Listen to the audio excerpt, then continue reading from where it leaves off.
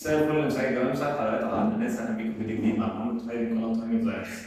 جات لنا اسئله كتير وحبه تريكات كده لو انت عايز تعمل اوضه النوم مفرقعه وتعمل بيها ديكور يعني غير التقليدي. ليه لما تيجي تعمل الديكور بتاعك غير تقليدي؟ هي دي الافكار الغير تقليديه وما تخرجش بره المألوف، عشان اوضه الشاب بتاعك او الطفل الصغير هيكبر ويبقى شاب، فانت ما تبوظش العلاقه وما تبوظش الديكور بتاعك عشان ما توصلش لنتيجه ما تعجبكش. فانت عشان ما توصلش للنتيجه دي لازم تخلي بالك من بعض الحاجات.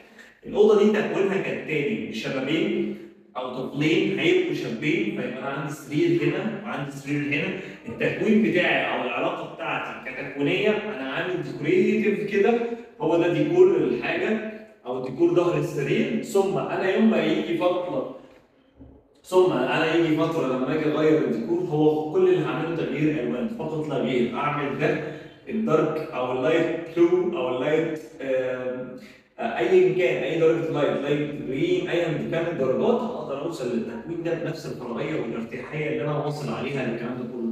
تجاعيد الخشب بتدي علاقه كويسه جدا، وتكوين اللايننج ده بيديني طول. حجم الاوضه صغير بس انا اديتك الانسيابيه او الوزن مع قطر التفاصيل مع طولها يديك الفراغ. زي ما انت شايف كده هنا يا باشا هتلاقي النتيجه اهي. بص، هتلاقي كل ده كده لاين طويل، هتلاقي كل ده فراغ مكون من المنطقه دي. شكل الديكور كده، العلاقه بين الدايركت لايت اللي نازله وعملنا ليه الفراغ ده كده عشان عندي شطر هنا في الاوضه.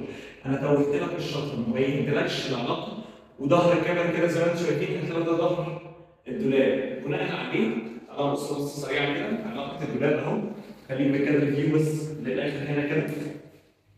هتلاقي ده ظهر فتحه الباب مع علاقه الدولاب. هنا عندي دي وحده من الوحدات اللي احنا هنشتغل عليها. ثم عندي هو ده ديكور الجبسون بورد. عملت علاقات وتجانس بطريقه غير منتظمه، وده كان من ضمن التريكات اللي لازم نخلي بالنا منها.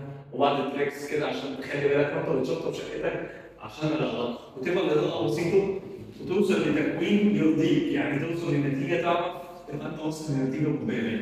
ما تنساش على زر الجرس تعمل لايك وسبسكرايب واشترك معانا في القناه. السلام عليكم.